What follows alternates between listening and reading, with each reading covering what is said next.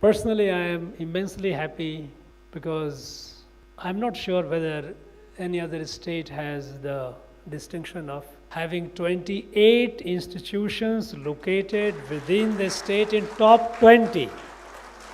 You know, we had put this top 20, it is a tough benchmark, there is no doubt about it. But we thought that there is no point in competing for, if we are going for excellence, then we shouldn't dilute the standard. This is the third such felicitation program that we are having today. We started in 2022, and we have seen how we have been improving. It is obvious. The objective with which we started this were basically twofold. One was our universities were largely functioning in isolation, in silos, more so about our state universities. Even private and private universities, non-state universities, they could be interacting with others, but certainly there was no engagement with state university. So universities functioning in isolation, this is not a desirable situation, because we all know that a scholarship flourishes with exchange, with sharing, cross-fertilization of ideas, exchange of views, practices.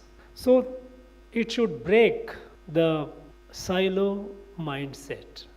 We have started two events. One is this felicitation of NIRF achievers, and second, Universities Conclave. 2 days we did it in Ooty, where we meet and we talk, we share what we are doing. And we also get experts from outside. We have seen that among the 28 institutions in our state which have been felicitated today, which are in top 20, a number of our state universities have also done very well. They have improved thanks to the vice chancellors, thanks to their team. We remember our prestigious university, Anna University. It used to be behind, but it has improved, even in all India. I'm talking about overall ranking. There has been consistent improvement, and it has the distinction of being the number one among the state universities. So it is a matter of pride for us. And for this, of course, I like to thank Professor Velraj and his team for consistent effort.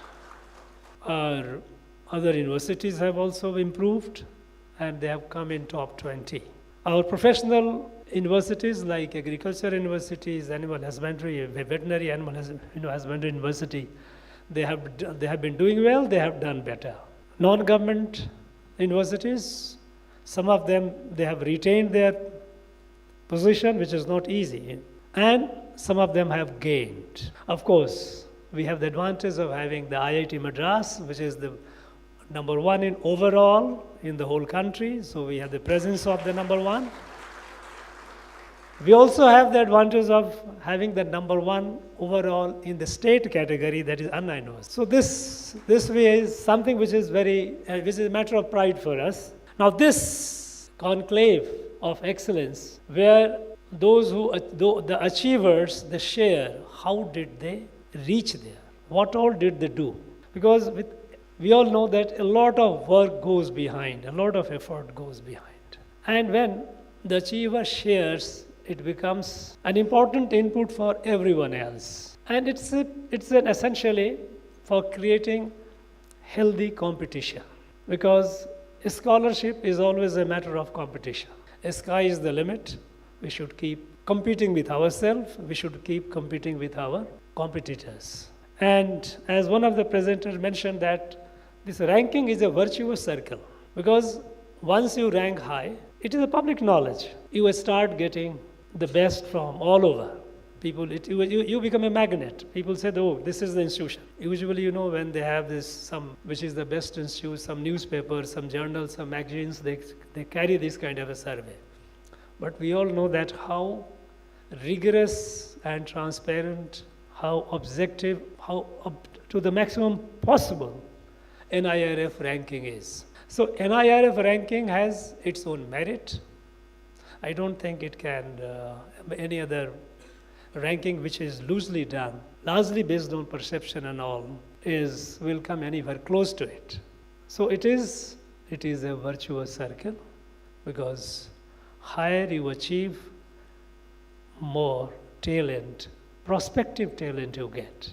And I would like to thank Director IIT Madras for giving us the insight also that how it is done, because after all, when they frame these parameters and when they go into the detailed mechanics of it, being the number one in the country, IIT Madras has a say, and so we had the benefit of listening to IIT Madras.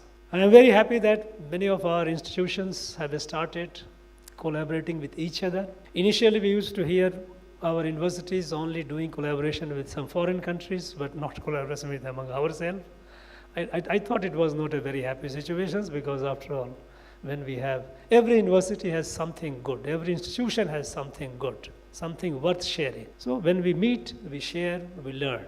I am also aware that quite a few of our institutions have started not only collaborating with each other, but also collaborating with IIT Madras. IIT Madras is also now expanding, is going to the new areas. In fact, in the field of intellectual property and all, they have established a very, very high benchmark, and I'm sure they will continue moving forward. Because after all, you can always improve, even if you are number one, you can always improve in terms of number of patents, number of that is intellectual property that you create, number of startups these incubators that come up here, which eventually lead to fructified and good, that is scaling up in business. Now, I'd like just one, since it is a day of celebration, we are all happy because our state has done so well. Private universities, the state universities, they have done very well. Now, a few note of caution that I would like to sound here. Now, we know that one criteria is faculty, PhD faculty. Now, PhD faculty is intended, this parameter is there on a presumption that we will produce quality PhDs. That is important. And here I would like to urge our institutions to take care that PhD quality must be excellent. And in general universities, not about as far as professional universities are concerned, there are standards which you cannot just afford to compromise. You have to keep up. But our non-professional universities, which are general universities where you teach many subjects, there I would urge that you ensure that the quality of PhD improves. Because presumption should not be falsified, that a PhD holder is not worth it, then that's not a good situation.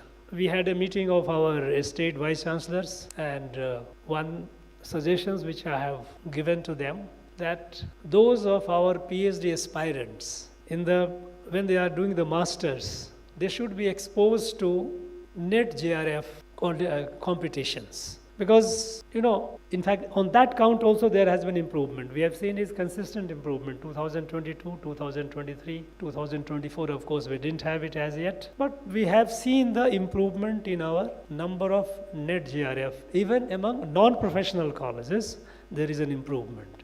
But I think we need to take it more, because the number of PhD that we produce is pretty large, but we must ensure that the quality is not compromised. Therefore, organizing a kind of a course or a coaching or guidance for such students, whether they are in first year of master or the second year of master, preferably the first year master itself, they should be exposed, because many students would be making up their mind, okay, they would do PhD. Some of them would do it at the last minute, that's okay. But majority of them would be forming up their mind that, okay, I'll go for PhD. So a course, a guidance course, how to prepare for NET JRF. Because we know that in our non-professional colleges, PhD fellowship is very, very low, otherwise is very low. Number one. Number two is, if one goes through the rigor of preparation, then the student, the fellow is refined, is becomes more competent. We should conduct these courses and invite resource persons. We have resource persons everywhere within the state universities and as well as in the private universities. And I would suggest this to even to the private non-government universities, because non-government deemed to be institutions also. Some of the non-governments are doing very well in terms of NET, JRF, PhD. This we should aspire in every institution, even in the non-government and in the government.